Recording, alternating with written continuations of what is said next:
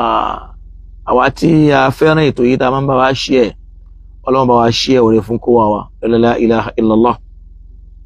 Mo fẹ́ sáré ṣàlàyé lórí ọ̀rọ̀ kan tí ó máa jẹ́ àlàyé fún àwọn tí kì í máa gbọ́rọ̀ yé látara wípé àwọn èèyàn gbà wípé àgbọ́yé ò lè sí lọ́dọ̀ ẹlòmíì mọ́ yàtọ̀ sọ́dọ̀ àwọn àfáà tó ti lọ tàbí yàtọ̀ sọ́dọ̀ àwọn gẹ́gẹ́ bí ìjọ táwọn wà àbí ibi táwọn belong sí. Yìí wọ́n máa fún wọn láǹfààní kan fẹ́ máa lé àwọn èèyàn lóko àìmọ̀kan tàbí kálẹ̀ wọn lóko káfìrí tàbí kálẹ̀ wọn lóko káwọ́ náà kábà wọn lóko jẹ́ nítorí kọ́rọ̀ wọn má lè bá tà létí àwọn èèyàn. Wàláálí Ọlọ́run ọba sì ni ó ní gbogbo èyí hùn lọ́dọ̀ ẹnìkan ò lè pàṣẹ rẹ̀ yàtọ̀ sọ́lọ́run. Ìyún ní wàá fún mi láǹfààní pé ẹ rí i pé lánàá nígbà tí mo sọ̀rọ̀ kan nípa àyà kan tí kan nínú àwọn àfáà tú tí ó sì lọ nítumọ̀ bẹ́ẹ̀ pé tá a bá ń sọ nípa kúfúrú nẹ́ìmà tọ́lọ́wọ́n bá ń sọ ń bẹ̀ ní pé orí ayé àti tọ̀run tọ́lọ́run fi parí sí ayé tá a fi ń jẹ tá a fi ń mu táyé fi dùn fún wa lọ́lọ́run fi ń sọ pé mo ṣe la'allakum tuslimun nítorí kẹ́lẹ́ bá a sọwọ́ lẹ̀kẹ́ gbàfẹ́mi Ọlọ́run. Tọ́lọ́run wa ń sọ fún Ànábì Muhammad sallallahu ta'ala alayhi wa sallam pé fa in tawallaw sọ yí pé tí wọ́n bá wá kọ̀ tí wọ́n láwọn ò ní sìn mí fa innama alayka al-balagh èyí tó kàn wọ́ gangan náà ni kò ṣe kíní o náà ni kò mọ al-balagh kò jíṣẹ́. So tó bá wá jẹ́ bẹ́ẹ̀ ń gbà náà torí pé kí ni ya'rifuna ni'matallah wọ́n dá ìdẹ̀ra Ọlọ́run mọ̀ nínú ìgbésí ayé wọn pé mi Ọlọ́run ṣe fún wọn. Summa yunkirunaha lẹ́yìn náà wọ́n tún wá tako èmi Ọlọ́run wọ́n wá ń sìn nǹkan ẹ̀mí aktharuhum kafirun ló fi já sí pọ̀pọ̀lọpọ̀ wọn káfìrí. Yìí wọ́n ṣe pé bóyá wọ́n ń rí orí lára ẹnìkan wá tako wọ́n wá ṣàlàyé ọ̀rọ̀ yẹn. Àfáà yìí wá bá ọ̀rọ̀ débi wípé pé Al-Mubaraku ó ń sọ wípé àwọn Nasara pé mùsùlùmí ni wọ́n ó láwọn Nasara mùsùlùmí ni wọ́n. So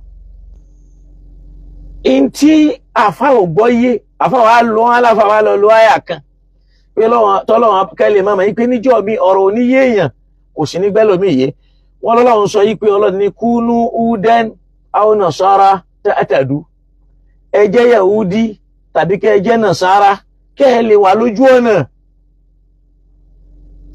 Tọ́lọ́run wá ní bal millata Ibrahim sọ fún wọn pé ojú ọ̀nà Ibrahim gangan lójú ọ̀nà. In tí ò yé ẹrú Ọlọ́run yìí máa wá ṣàlàyé ẹ̀ lálẹ́ ìbóyá Ọlọ́run ó jẹ́ ó lè yé àtàwa náà kájọ gbé yẹ̀wò ká gbé sílákàyè pé ibi táfà tẹ́lòmí ò ti ní gbọ́ wáyé ni wípé ẹlòmí ń fi Nasara tú Kristẹni wàláálì Nasara èyí ṣe Kristẹni ń bẹ lọ́tọ̀ Ọlọ́run sì pín sí méjì. Lójú ayé Ànábì Ìsá náà làwọn ọmọ ẹlẹ́yìn rẹ̀ ti pín sí méjì. At-ta'ifatun amenet àwọn kan tí wọ́n tẹ̀lé Ànábì Ìsá wa ta'ifatun kafarat àtàwọn kan tí wọ́n kọ̀ tiẹ̀ lẹ̀. Àwọn tí wọ́n kọ̀ tà Ànábì Ìsá kalẹ̀ yìí àwọn làwọn padà dá Kristẹni kalẹ̀ lẹ́yìn tá Ànábì Ìsá lọ tán. Ló fi jẹ́ pé tó bá ń sọ̀rọ̀ an-Nasara ó rí pé fi ayati Ìsá alayhi salam muslimun àti gbogbo ẹni tó bá tó fẹ́ máa tẹ̀lé irú ìlànà wọn. Tá bá ń sọ̀rọ̀ nínú al-Qur'an ó rí wípé àyà tí tá bá ń sọ̀rọ̀ al-milla gangan ni mo fẹ́ sọ̀rọ̀ lé lórí bí mo ti sọ lánàá pé tọ́lọ̀ bá ń sọ̀rọ̀ al-kufru nínú al-Qur'an kì í máa túmọ̀ sí nǹkan ọ̀kan. Bẹ́ẹ̀ náà ni milla nínú al-Qur'an kò túmọ̀ sí túmọ̀ ẹyọ kan. Ìyẹn mo fẹ́ ká fà yé pé Ọlọ́run sọ lára tọ́lọ́run táfà ń lò wípé ọ̀rọ̀ yẹn ìwíkúwí là ń wí ni wípé Ọlọ́run ní lan tarda ankal yahud tabaka suratul Baqara aya 120 wọ́n lọ ní walan tarda ankal yahudu walan nasara àwọn Yahudi àti Nasara wọ́n ní yọ́nú sí wa Nábì hatta tattaba'a millatahum mílà tó lò ń bẹ̀ yẹn kìí ṣe ẹ̀sìn Ọlọ́run ọba ń sọ ìfẹ́ ẹnu wọn lọ́lọ́run bá ń wí mẹ́. Àyàfi tó bá bẹ̀rẹ̀ sí ní tẹ̀lé ìfẹ́ ẹnu wọn. Mílà níbi kìí ṣe ẹ̀sìn, kìí ṣe ṣàríà. Ṣàríà tọ́lọ́run fún Annabi Musa alayhi salam kò yàtọ̀ sí èyí tọ́lọ́run fún Annabi Muhammad. Ṣàríà tọ́lọ́run fún Annabi Muhammad kò yàtọ̀ sí t'Annabi Musa. Ṣàríà tọ́lọ́run fáwọn Annabi Ọlọ́run kan min awwal rusul ila akhirihim kò yàtọ̀ síra. So kò yàtọ̀ síra. A wá rí wípé tọ́lọ́run bá ní walan tarda ankal yahud, Yahudi àti Nasara ò ní yọ́nú sí wa Nabi hatta tattaba'a millatahum. Àyàfi tó bá bẹ̀rẹ̀ sí ní tẹ̀lé ìfẹ́ ẹnu wọn. In tó wá fi mọ̀ ní pé kúl bá mi sọ fún wọn wípé innal huda hudallah. Èyí tó jẹ́ ọ̀nà mọ̀ téèyàn lè tọ̀ òun náà ní al-Qur'an tọ́lọ́run fi rán Muhammad àti ìwé Ọlọ́run. Àmọ́ wàlá yìí ẹ bá máa gbọ́ tó fi mọ́ ó ní wàlá in ittaba'ta ahwa'ahum. Ahwa'ahum bàlágà nìyẹn ló ń jẹ́ àmọ̀ pé mílà bẹ̀yẹn ìfẹ́ ẹnu ni. Wàlá in ittaba'ta ahwa'ahum tó bá wá lọ ń tẹ̀lé àwọn ìfẹ́ ẹnu wọn ba'da alladhi ja'aka minal ilmi lẹ́yìn al-Qur'an táwọn Ọlọ́run abá tá a sọ kalẹ̀ sọ́dọ̀ wa Nabi tó dé wá báwọ̀ yìí ma laka minallahi min waliyyin wala nasirin. Ó lè rí lọ́dọ̀ Ọlọ́run min waliyyin olùgbàlà kan tó lè gbà ọ́ lẹ̀ ń bí ìyá rẹ̀ wala nasirin ó sì lè rólùrànlọ́wọ́ kan tó lè ràn ọ́ lọ́wọ́. Kìí ṣe ṣàríà lọ́lọ́run pé mílà ń bí kìí sí iṣẹ́ ẹ̀sìn. Bó tiẹ̀ já sí pé ẹ̀sìn a máa jẹ́ mílà, ṣàríà a máa jẹ́ mílà. Káfà tún lọ wò dáadáa fún onímọ̀ yìí tí máa ń ṣe bíi póhùn lónímọ̀ jù láyé tí ó máa bú mudirul markaz, yóò máa bú bàbá oníkìjìpá. Kò sáfà tí kìí bú tí ń bá ń yọlu Jaqmal yóò máa yọlu tibí yóò máa yọlu tọ̀hún. Wàlálí ọjọ́ orí rẹ̀ ò tó nǹkan. Yóò máa sọ̀rọ̀ bila tawadu'in wala hurma, kò ní sápẹ́lé, kò ní sí ọ̀wọ̀, kò ní sí tẹríba. Zonnan annahu a'lam, pẹ̀lú èrò pé òun nímọ̀ ju gbogbo èèyàn lọ. Mílà tó ń sọ yìí pé ṣèbọ́lọ́ ti sọ fún wa yìí pé a gbọ́dọ̀ tẹ̀lé mílà wọn. Mílà ń bí ìfẹ́ ẹnu ni. Gbogbo ìfẹ́ ẹnu wọn yẹn lénìí làwọn Sàlàfíyà kó dání màá wá mú wá nínú rẹ̀. Gbogbo ìfẹ́ ẹnu Yahudi yẹn ló bá lọ́dọ̀ Sàlàfíyà tó ń pè ní àkídà. Ìfẹ́ ẹnu ni mílà níbi. Náà mo kàn sáré yọ yẹn jáde ni kó lè bá yé. Táwọn Yahudi bá ń sọ wípé kúnú nasaran kúnú hudan aw nasara, jọyìn wa níbi ideology tá a gbé kalẹ̀ fúnra wa kìí ṣe ìtọ́lọ̀ mú wá fún wọn. Ó rí pé wọ́n á sọ ní ìsìn mo ní ṣàríà Ọlọ́run ò pé méjì fún àwọn ànábì Ọlọ́run alayhimus salam kọ́lọ̀ bá wa ṣàánú gbogbo wọn. In tí ó jẹ́ àmọ́ bẹ́ẹ̀ náà ni pé tá a bá lọ sínú al-Qur'an nínú suratu Shura tọ́lọ́run bá ti ń ṣàlàyé ọ̀rọ̀ fún Muhammad kó lè bá mọ̀ wípé la khilafa bayna ash-shar'i man mada wa shari'atuhu, kò síyàtọ̀ láàrin ṣàríà Annabi Muhammad àti ṣàríà àwọn ànábì Ọlọ́run tó kù. Masha Allah. Tó bá lọ wọ àyà 134 Ọlọ́run sọ ń bẹ̀ wípé shara'a lakum mina ad-dini ma wassa bihi Nuhan. Máa gbọ́ bóyá sọ fún Annabi Muhammad. Shara'a lakum mina ad-din, in tèmi Ọlọ́run ṣe lẹ́sìn fún wa ànábì àtàwọn ọmọ ẹlẹ́yìn rẹ̀ tí mo ṣe ní ṣàríà ma wassa bihi Nuhan. Òun náà ni àṣẹ ìmí Ọlọ́run tí mo pa fún ànábì Musa, ànábì Nuh. Yẹn ni pé àwọn wàsọ́yà, àwọn ìkìlọ̀, àwọn òfin, àwọn wáàsí tí mo gbé lẹ́nu àlọ́wọ́. Walladhi awhayna ilayka, àtèyí tó já sí pé òun náà la fi ránṣẹ́ sí ọ pẹ̀lú tinú ayé kò sí yàtọ̀ ń bẹ̀. Èyí tí mo ṣe lófin fún Nuhu ni mo ṣe lófin fún wọn náà. Ṣùgbọ́n bọ́lá ń ṣe sọ shara'a lakum mina ad-din, Ọlọ́run ti ṣe lófin, ó ti sọ ọ́ dẹ̀sìn pé ẹ̀sìn nu ma wassa bihi Nuhan. Àṣẹ Ọlọ́run tọ́lọ́run pa Núhà ẹ̀sìn ní fún wa Nábì, ẹ̀sìn ní fáwọn ọmọlẹ́yìn rẹ̀. Walladhi awhayna ilayk, Al-Qur'ani tá wá fi ránṣẹ́ sí ọ yìí ẹ̀sìn ní fún ọ, torí pé kò yàtọ̀ sí tá fi rán Nuh. Wa ma wassayna bihi Ibrahim, àti tá pa láṣẹ fún Nabi Ibrahim yẹn ṣàríà ní ẹ̀sìn ní. Wa Musa, èyí tá pa láṣẹ fún Nabi Musa. Wa Isa, èyí tá pa láṣẹ fún Nabi Isa wípé an aqimu ad-dina, ẹ̀sìn ní ẹjọ́ ṣe, Islam ní ẹjọ́ ṣe. Wala tatafarraqu fi, ẹ gbọ́dọ̀ ṣọ̀tọ̀tọ̀, ẹ̀sìn Musa ò gbọ́dọ̀ yàtọ̀, ẹ̀sìn Isa ò gbọ́dọ̀ yàtọ̀, ẹ̀sìn Muhammad ò gbọ́dọ̀ yàtọ̀, ẹ̀sìn kan náà ni gbogbo wọn mú wá tá mọ orúkọ náà sí Islam.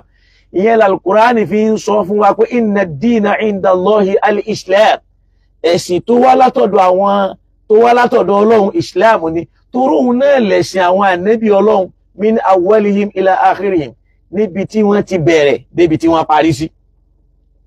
Ọlọ́run wá ní kabura 'ala al-mushrikin ma tad'uhum ilay, yóò máa nira fún àwọn abọ́gibọ̀ ọ̀pẹ láti gbàtọ̀ Ọlọ́run kan máa sí lọ́hun.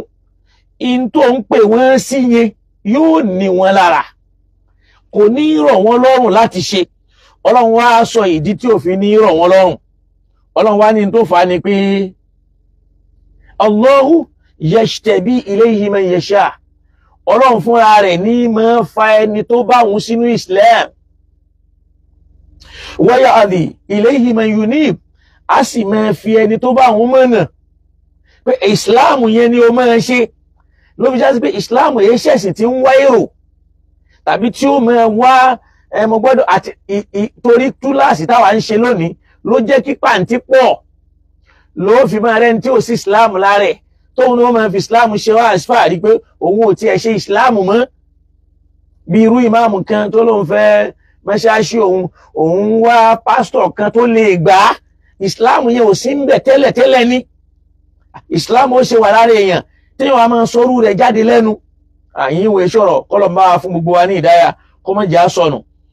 Ọlọ́run ní Allahu yashtabi ilayhi man yasha, Ọlọ́run fúnra rẹ̀ ní máa fa ẹni mú sínú Islam, yóò ṣàlẹ́ṣà pé Islam ni wọ́n máa ṣe. Ló fi ń já sí pé ìṣe Islam rẹ̀ ìwọ náà kọ́, Ọlọ́run ló ṣà ọ́ lẹ́ṣà, ó yàn ọ́ ni, ọpẹ́ ni ó máa dá lọ́dọ̀ Ọlọ́run.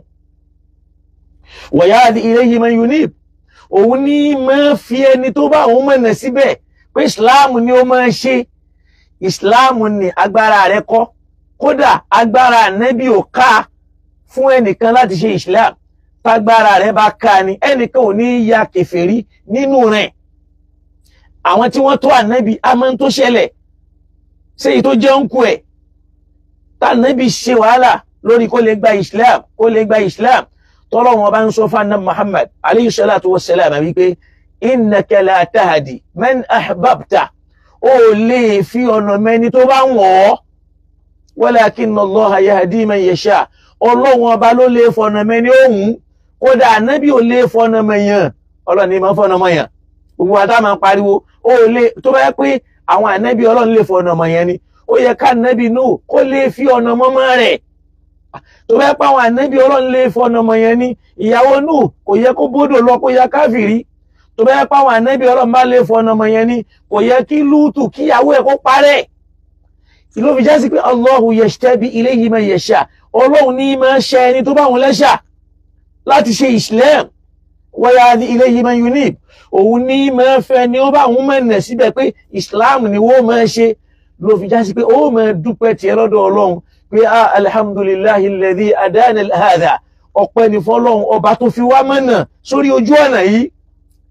Ìwọ tọ́lọ́run wá fi mọ̀nà ni wọ́n wá ń yọ àwọn èèyàn kó ń bẹ́ẹ̀, ló máa sọ pé kèfèrí leléyìí, eléyìí tó ń kírun tó sì ń gbàwẹ̀ tóun náà yan sàká tó ń ṣe Islam bíi tiẹ̀, látara pé ìrònú Yehudi ló wà nù làákàyè rẹ̀, tọ́lọ́run dẹ̀ ń sọ pé àgbọ́dọ̀ lò ó. Jẹ́ a máa lọ síwájú. Ọlọ́run wá ń sọ fún wa yí pé wa ma tafarraqu illa min ba'di ma ja'ahumul ilmi, àwọn èèyàn padà wá pín yẹ́lẹyẹ̀lẹ lórí ẹ̀sìn. Tẹ́nìkan máa sọ yí pé ibi báyìí lòun, ọmọlẹ́yìn Musa lòun, ọmọlẹ́yìn Isa lòun, ọmọlẹ́yìn Muhammad lòun, illa min ba'di ma ja'ahumul ilmu baghyan baynahum àyàfi ìgbà tí ìmọ̀ àmọ̀dájú dé láàrin wọn táwọn náà mọ̀ pé al-Qur'ani ti sọ̀kalẹ̀ baghyan baynahum láti máa fi ṣe ọ̀tẹ̀ láàrin ara wọn. ó tó mi mo jù ọ́ lọ́wọ́ ó tó mi náà ló ní kálukú wá pín yẹlẹyẹlẹ. Ọlọ́run ní walawla kalimatun sabaqat min rabbik ila ajalin musamma, tí ìbá ṣe wípé èmi Ọlọ́run àṣẹ mi ti gbáwájú wípé àsìkò báyìí ní nǹkan ó dópin ni laqudiyal amru baynahum, màá sáré dájọ́ láàrin àwọn èèyàn màá dẹ̀ pa wọ́n rẹ́.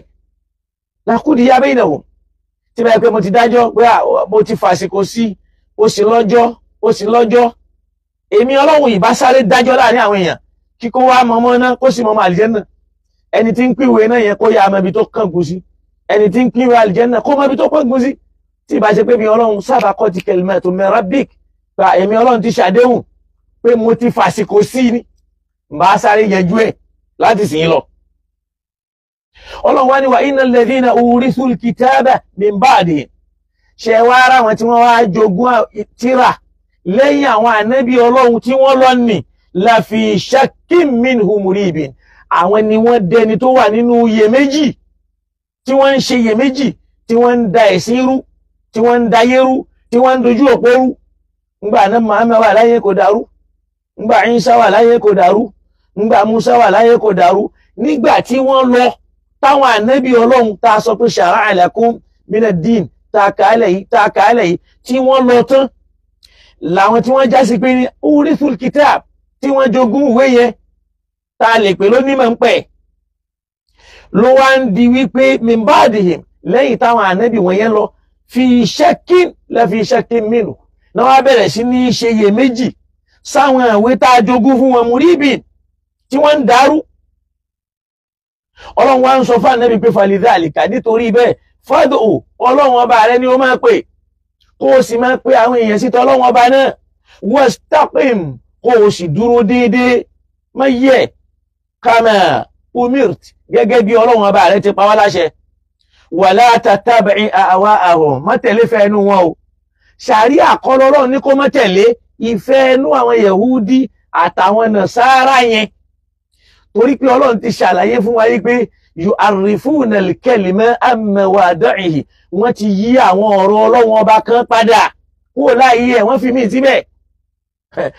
Ọlọ́run sọ fún ànábì pé wala tattabi', tọ́lọ́n bá ní lan tarda anka al-yahudu wala an-nasara, Yahudi ò ní yọ́nú sí wa ànábì àtàwọn Nasara hatta tattabi'a millatahum, àyàfi tó bá bẹ̀rẹ̀ sí ní tọ ìlànà wọn. ìlànà kọ́ ló sọ, torí pé gbólóhùn yẹn bàlágà ni, ìfẹ́ ẹnu wọn, ideologies táwọn fúnra wọn kó kalẹ̀.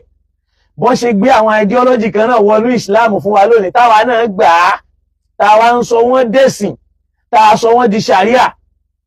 gbogbo ń tà ń pè ní ọ̀pọ̀ àwọn sàlàfíà láyé ideology Yehudi àti Nasara ni wọ́n ń lò, máa kà nínú ẹ̀ tó sì rí ó rí. bọ́ àwọn ni wọ́n máa jálu àwọn èèyàn pé wọ́n sí lórí Islam, torí pé àwọn ni wọ́n wà lórí Islam nìkan. ìfẹ́ ẹnu wọn lọ́lọ́run bá ń sọ, kìí ṣe òfin Ọlọ́run, torí pé nínú òfin tó Ọlọ́run fún wọn ó fún àwa náà. Ọlọ́run wá ní wala in ittaba'ta ahwa'ahum wala tattabi' ahwa'ahum, má tẹ̀lé fẹ́ ẹnu wọn. wa qul, ṣáàjò máa yé wọn wípé amantu bima anzala Allahu min kitabin, ìntẹ́mi ànábì nígbàgbọ́ sí náà ni tọ́lọ́run bá sọ̀kalẹ̀ sínú al-Qur'an. ṣe ìntọ́lọ́run sọ̀kalẹ̀ sínú al-Qur'an ní bẹ́nu Bukhari àti Muslim, àbó ní bẹ́nu Tirmidhi àti Abu Dawud, ṣe ló ń bẹ́nu àwọn ahadith tá a gbé kárí lónìí tá a sọ al-Qur'an ilẹ̀, àtàwọn ahadith tó yẹ pé ní wọ́n ń takò al-Qur'an, tí wọ́n ń sọ tí ò dá nípa Ọlọ́run, tí wọ́n ń sọ tí ò dá nípa ànábì lẹ́ni, tó yẹ pé àwọn Yahudi yu'arrifuna al-kalima an mawadi'i, in ta màmá sí ni kan yí ọ̀rọ̀ kan sọ di bá mi. wọ́n dẹ̀ kọ́ bọ̀ àwọn kútù tó pọ̀ tí wọ́n rà al-Qur'ani kọ́ bọ̀. Ọlọ́run ní bal amantu bima anzala Allahu min kitabin, mùsùlùmí gbọ́dọ̀ dúró lórí yí pé mi ò nígbàgbọ́ sí nǹkan mi yàtọ̀ sí tọ́lọ́run sọ̀kalẹ̀ nínú al-Qur'an. wa umirtu al-a'dila baynakum wọ́n sì pa mí láṣẹ kí n máa ṣe déédéé láàrin yín. Ọlọ́run tó wá tẹ̀síwájú ó ní Allahu rabbuna wa rabbukum, ọlọ́run ọba yìí lọ́lọ́run ọba yín, òun lọ́lọ́run ọba tàwa náà, lana a'maluna, èyí táwa bá ṣe ọlọ́run ó bá yóò san wá lẹ́san rẹ̀ o, wa lana a'malukum, èyí tẹ́yìn náà bá ṣe ọlọ́run ó san yín lẹ́san rẹ̀. La hujjatan baynana wa baynakum, kò sí àwáwí kan láàrin àwa àti Allahu yajma'u baynana wa ilayhi al-masir, torí pé ọlọ́run bọ̀ wá kó ajọ́njọ́ kan ọdọ́ ẹ̀ lápadà sí lápadà sọ́dọ̀ ọlọ́run. Ìyẹn fi hàn yí pé àwọn kan tá a fẹ́ rí lára àyà yìí náà ni pé àwọn ànábì ọlọ́run ṣàríà ẹyọ kan ló dá àwọn pọ̀ wọn ní ṣàríà mi. Ibi táfà yìí ò wá tó wá ń ṣì gbọ́ náà ni wípé ọlọ́run ní lan tarda anka al-yahudu wala an-nasara bí aláìmọ̀kẹ́ni al-mubaraku, ṣé kò gbọ́ pọ́lọ̀ ní lan tarda anka al-yahudu wala an-nasara hatta tattabi'a millatahum, pé àwọn yahudi wọn ní faramọ́ wa nẹ́bì, wọn ní yọ́nú sí ọ àti nasara àyàfi tó bá bẹ̀rẹ̀ sí ní tẹ̀lé fẹ́ẹ́nú wọn. Mílà ń bẹ̀ yẹn bí ma'ana ahwa'ahum. Ọlọ́run wá ní kúl bá mi sọ fún wọn pé inna hudallahi huwal huda, ìmọ̀nà òfin àtọ̀dọ̀ Ọlọ́run gangan òun náà lòfin o tá a gbọ́dọ̀ máa tẹ̀lé. tọ́lọ̀ ní shara'a lakum mina ad-dini ma wasa bihi Nuh, ó wá ní wala in ittaba'ta ahwa'ahum, tó bá wá ń tẹ̀lé fẹ́ẹ́nú wọn ni tí wọ́n pè ní mílà yẹn. Ba'da alladhi ja'aka min al-ilmi, yàtọ̀ sí tó ti wà nínú Kùránì fún ọ. Ma laka min Allahi min waliyyin wala nasirin, kò sẹ́nìkan tó lè gbà ọ́ lẹ̀ níbi ìyà Ọlọ́run, kò sì sẹ́nìkan tó lè ràn ọ́ lọ. Náà mọ́lá táwọn èèyàn kì í sábà gbọ́yé ń bẹ̀ náà ní pé kalimatul millah ó túmọ̀ sí ṣàríà, ó sì túmọ̀ sẹ́sìn, ó sì ń túmọ̀ sí rọ́mbò míì, ó sì ń túmọ̀ sí ìfẹ́ ẹnu ń bò míì, kódà nínú Al-Qur'ani kẹyìn náà. Àmọ́ tá a bá ti rí millah wá wo bí tí wọ́n ti pè millah lẹ́sìn inú Al-Qur'an. Tó bá bá mi lọ sínú Al-Qur'an ó rí pé tá a bá ń sọ pé millatul Islam wa millatul Nasraniyya wa millatul Yahudiyya, ìntàfẹ́ ló ń bẹ ni pé al-millah hiya mu'dhamud-din, gbòǹgbò ẹ̀sìn gángan nìyẹn. Wa jumlatu ma yajihu bihi ar-rusul, gbólóhùn táwọn òjíṣẹ́ Ọlọ́run mú wá nìyẹn. Tó bá ka Al-Qur'an nínú Suratun Nisa aya 125, Ọlọ́ni wa man ahsanu dinan, ibi tí wọ́n ti pè mílà lẹ́sìn nìyẹn.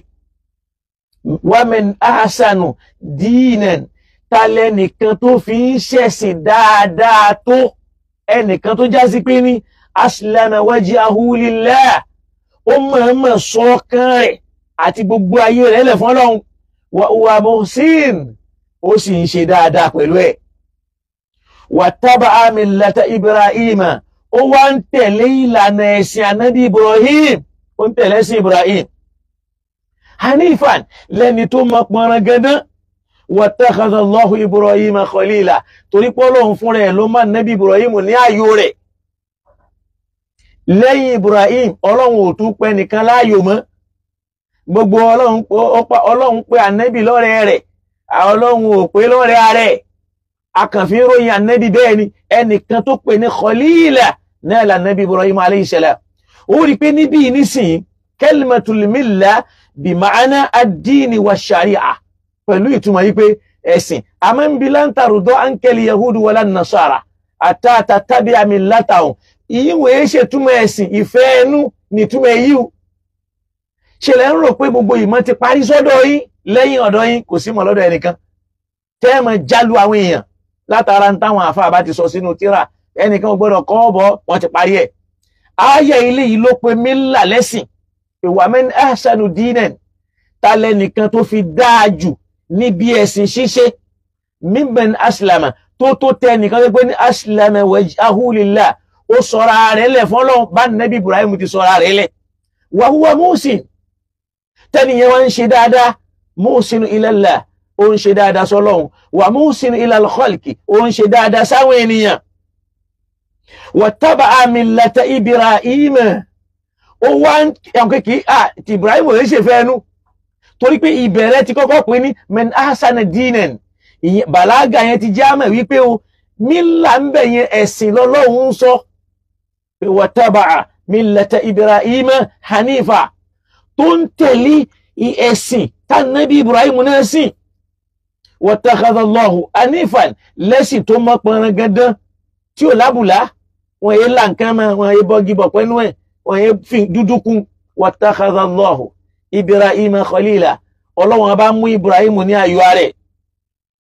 Ibn al-Athir lára àwọn àfẹ́ẹ̀sìn kọlọ̀mbá wa ṣíjú àánú wò wọ́n wá jẹ́ kọ́ wal millatu ad-din in tá ń pè ní mílà níbi ẹ̀sìn ní jẹ́ bẹ́ẹ̀ wa jam'uha milalun jámù ẹ̀ ni wọ́n ń pè ní milal ló fi já sí pé ìtumọ̀ kẹ́niyẹ nínú al-Qur'an tá a bá ń sọ̀rọ̀ mílà mẹ́ túmọ̀ sẹ́sìn àmọ́ gbogbo mílà tó wà nínú Qur'an nìkan ni wọ́n fi tú ẹ̀sìn gẹ́gẹ́ bí èdè àwọn Lárúbáwá.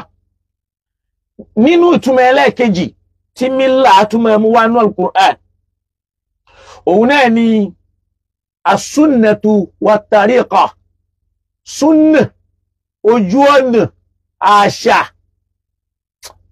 mi rò pé gbọ́ mi, súnnà àṣà wat-tariqa àtọ̀nà tí èèyàn ń rìn lọ́dọ̀ ààrẹ wọn a máa lò fún mílà yẹn ni pé hadha tariqun mumillun yẹn ni pé ayé maslukun ma'lum ọ̀nà tá a mọ̀ pé lágbájá bíi tí mẹ́rin rè a mọ̀ pé lágbájá bíi tí mẹ́ ṣe rè eléyìí tá a bá kánú lisanul arab libn manzur àbá mbẹ.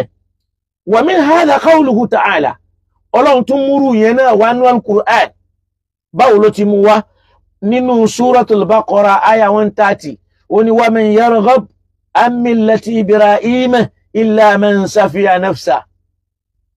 ومن يرغب عن ملة إبراهيم إلا من سفي نفسه يعني pé من يرغب ẹnìkan ò ní ṣojú kòkòrò عن ملة إبراهيم kó wá lójú ọ̀nà tí Ibrahim fi lo ayé ò tẹ́ òun lọ́rùn tọ̀ríkù tó tọ́ pé súnà Ibrahim ò tẹ́ òun lọ́rùn إلا من سفي نفسه àyàfi kẹ́niyẹn já sí pé ẹni tó ti fi òmùgọ̀ bàgbésí ayé ara rẹ̀ jẹ́ ọlọ́ nítorí kíni ó ní laqad istafaynahu fi dunya àṣà ànábì Ibrahim lẹ́ṣà láyé pẹ̀lú qualities eléyìí nísìn súnnà ni mílà eléyìí tariqatu Ibrahim wa adatuhu ìṣesí rẹ̀ ìwà ẹ̀ ìlànà tí ń tọ̀ ó ti yàtọ̀ sẹ́sìn lọ́lọ́run sọ pé istafaynahu fi dunya àṣà lẹ́ṣà láyé bil akhlaqil jamila pẹ̀lú àwọn ìwà tó dáa àwọn ìwà tó dáa wa innahu fil akhirati lamina salihin tó bá tó wá di lọ́run yóò wà nínú àwọn èèyàn rẹ̀ ọlọ́run ti granti Ibrahim láyé àti lọ́run istafaynahu fi dunya mo ṣàlẹ́ṣà láyé ja'altuhu nabiyyan mo ṣe lánàbí wa ja'altuhu rasulan mo ṣe lójíṣẹ́ wa ja'altuhu mustafa mo ṣe ní ẹni ẹ̀ṣà wa ja'altuhu millatan mo tún ṣe lójú ọ̀nà táwọn èèyàn máa tọ̀ torí pé kí ni huwa alladhi sammakumul muslimina min qabl òun lẹni tó kọ́kọ́ sọ yín ní mùsùlùmí lọ́rọ̀ pé millata Ibrahim ló fi ń pè ní ẹ̀sìn Ibrahim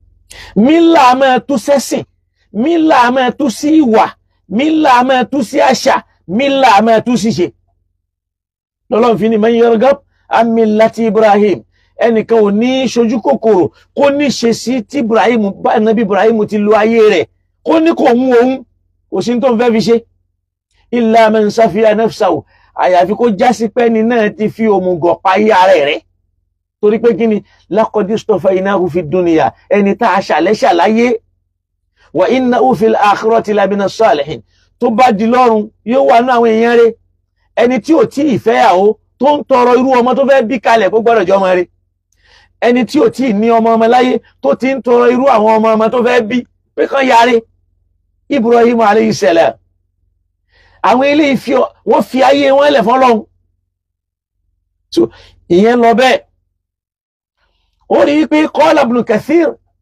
rahmatullahi ta'ala alayhi Ibn Kathir wá ṣàlàyé fún wa yí pé qawluhu wa man yarghab an millati Ibrahim gbólóhùn tá a kà yìí nípa Ibrahim yìí ó ní ay tariqatuhu wa manhajuhu ọ̀nà tí Ibrahim ń tọ̀ àti ideology rẹ̀, ideology Ibrahim, ìwà ẹ̀, ìṣesí ẹ̀, eléyìí ń bẹnu tafsir Ibn Kathir. ó ní wa minhu qawluhu, nínú ẹ̀ tó fi mọ̀ pé inni taraktu millata qawmin la yu'minuna billahi wala bil yawmil akhir hum kafirun. Anabi Yusuf ló wíyùn, tabaka suratu Yusuf aya 37. ó rí pé eléyìí náà òun sọ fún wa yí pé nígbà tí Anabi Yusuf alayhi salam tó wọnú ẹ̀wọ̀n, lẹ́wọ̀n tí ó deserve látara pé a fẹ́ fi kíkádàrá ṣẹ mọ́ lára. Yusuf ń sọ njọ́nà yí pé as-sijnu ahabbu ilayya mimma tad'unani ilayhi. ẹni kí n wá ṣàìdá, kí n wá máa hùwà tí ó dá, kí n máa báyé jẹ́, kí n máa dà lóru, kí n rí Ọlọ́run fín, kí n yapa Ọlọ́run, kí n lọ sẹ́wọ̀n, ohun mi ju tẹ́ ń pè mí sí ni lọ, ju kí n wá ṣèbàjẹ́ lọ. ó sì lẹ́wọ̀n, nígbà ó sì dénú ẹ̀wọ̀n, ó bá dáwà tí ó fẹ́ jẹ́ mẹ́, nígbà tí ó fẹ́ bẹ̀rẹ̀ dáwà mẹ́. nínú àlàyé rẹ̀ tó ṣe ni wípé àyà yìí, àyà 37 yìí, ó ní inni taraktu millata qawmin, ó ní mo yàn lódì ojú ọ̀nà manhaju àwọn kan tó já sí pé ní àwọn ọjọ́ kan la yu'minuna billahi, wọn ẹ̀ nígbàgbọ́ nínú Ọlọ́run, wa hum bil akhirati hum kafirun, kódà nípa ọ̀run wọn ẹ̀ nígbàgbọ́ sí. qala al-Hafiz ibn Kathir, Ibn Kathir tún sọ bákan náà pé ajartu tariqa al-kufr wa shirk, ọ̀nà táwọn olùkọ́tọ̀ Ọlọ́run ń tọ̀ àtàwọn olùbọ́gibọ̀pẹ̀ mo pàtì, mi ò bá wọn yà mẹ́, ideology wọn nu. wa qala al-Baghawi fi tafsiri Ma'alim at-Tanzil, àwọn ni wal milla ń bí yíó ìyá at-tariqa, ọ̀nà táwọn èèyàn ń tọ̀. bó ti já sí pé lẹ́ni àwọn abọ́gibọ̀pẹ̀ náà fẹ́ ká tọ̀ ọ̀nà àwọn ló ń dá wàhálà lẹ̀, ni wọ́n fi fẹ́ máa dá wákà sí mùsùlùmí lẹ́nu pé ẹ̀sìn kan ò pé kéèyàn má ṣòro láti máa fi tàn.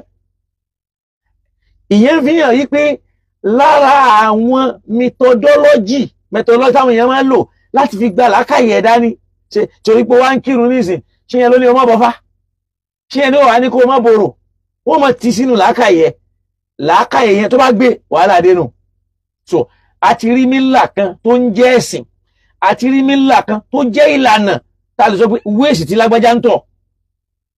ẹlẹ́ẹ̀kẹta nínú alimílà, òun a máa túmọ̀ sí àdíyà, gbèsè, àbí kéèyàn tọ́ràn, kéèyàn sùn tọ́ràn.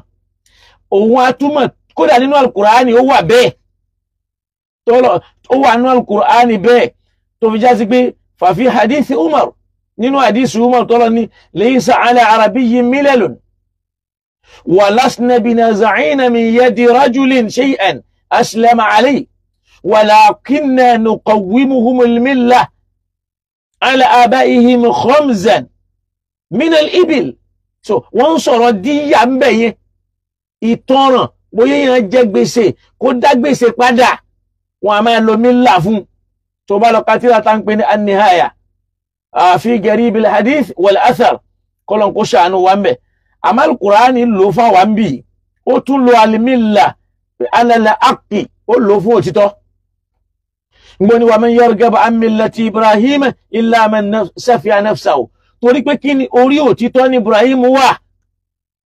in tó wà fi mẹ́rin o, Ọlọ́run wá ní dinan qayyiman, tó fi mọ̀ pé millata Ibrahim yẹn ọ̀nà òtítọ́ ló tọ́. tó bá ka Suratul An'am aya 161, òun ni ó wà tún fún wa pé dinan qayyiman, ẹ̀sìn òtítọ́, millata Ibrahim, dinan qayyiman, ẹ̀sìn tó pé gédé, tó dúró déédé, ó díndí ẹ̀sìn òtítọ́. ó tún wá ròyìn ẹ̀ pé kí ló òtítọ́ yẹn, millata Ibrahim náà ni kí ni ó, ìlànà ànábì Ibrahim àtẹ̀sìn. ó ní torí pé ní wa ma kana minal mushrikin, Ibrahim ò sínú ẹlẹ́bọ, kò sí nínú àwọn abọ́gibọ̀pẹ̀. ó rí pé ní ìsìn Al-Qur'ani ti já ká mọ̀ pé al-milla a máa wá ní túmọ̀ albatil ìbàjẹ́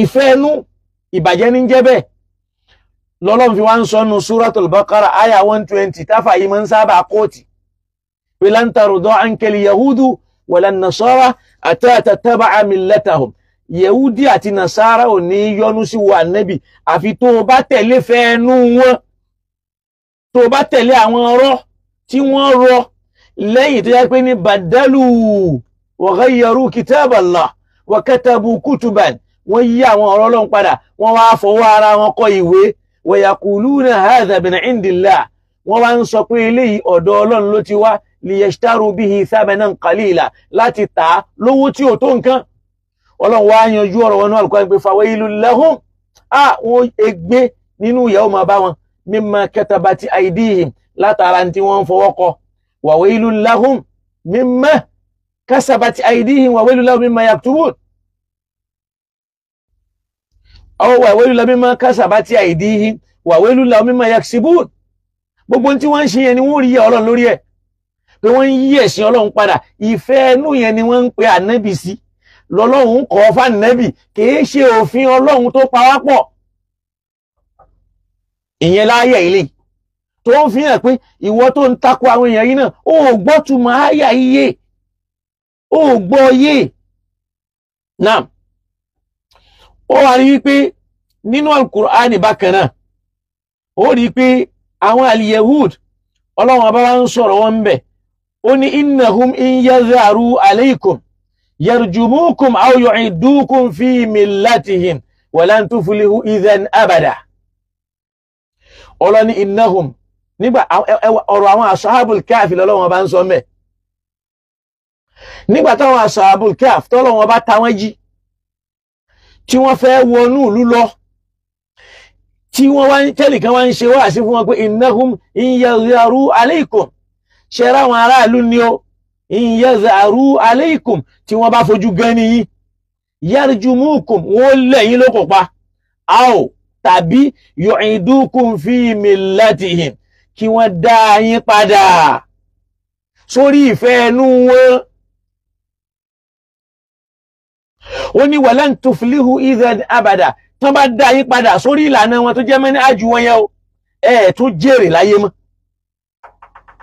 ṣorí pé mílà yàtọ̀ sí mílà mílàtà Ibrahim dínú Ibrahim mílàtà Ibrahim shari'ata Ibrahim mílàtà Ibrahim manhaji Ibrahim mílàtà Ibrahim tariqatu Ibrahim àmọ́ mílàtul yahudi wa nasara ìyẹn ni ahwa'uhum wa ara'uhum ìrònú wọn àti fẹ́ẹ̀nú wọn tí wọ́n kójọ tó wá ń fẹ́ ká wá gbà á lọ́wọ́ àwọn lára ìrònú tí wọ́n kójọ náà ni wípé wọ́n ń fẹ́ ká gbà pa Ànábì Ìsá ń padà bọ̀ wá ó ti gòkè lọ a sì ti gbà